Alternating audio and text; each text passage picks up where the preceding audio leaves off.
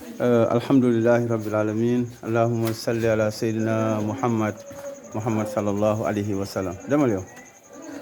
mbokk yi asalaamualeykum wa rahmatullahi gannaaw bu ñu leen nuyoo ànd ak leen ñaanal jàmm ñoo ngi dellu soir rek ci kàddu borom bi tabaraka wa taala ci taxawaayu daara ji ak tolluwaay bi macha allah tey ji nag ñoo ngi fii Thiès maanaam ci quartier bi nu mu tudd ñoo ngi cité Lamine incha allah ñu fas yéene nag bi iznillahi taala dafa am ay tuur yu mag yu nekk fii yoo xam ni gis ngeen ko ni mu mel mu ngi noonu incha allah opération bi fii lañ koy defee ci cité Lamine voilà mu ngi noonu incha allah gis ngeen ko bagage yi moom macha allah gis ngeen ko bu baax gis ngeen ko ba ci nekk ci ruq bi voilà mu ngi noonu incha allah ami waaw jàll si nii incha allah aca waaw aywa dugg sil nabi aywa dugg si leen aywa rakki waaw aywa aca ndey jàllo ñool aywa Jamil aca dugg sil da nga bëgg a jàpp muus mi moom muus rek la bëgg incha allah moom rek la bëgg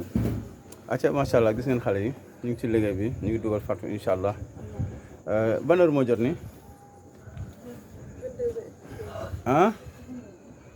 22h30 presque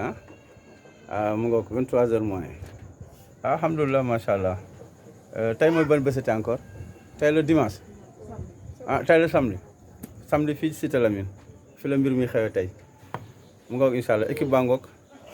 yéen a ngi leen di gis ni macha allah xale yaa ngi ci biir bagage yi loolu la incha allah loolu la incha allah aywa ñu ngi dugal fatwa incha allah pour pare pour déjute mbir mi këru jinne bi tey ngeen di tàggoog moom de tey da ngay daw du ma la nit du ma la jël de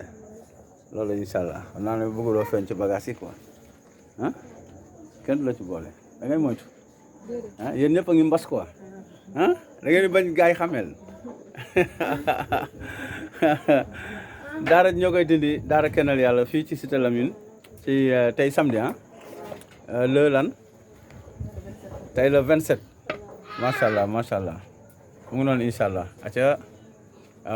Jamil xoolal fële ci liggéey bi yow tamit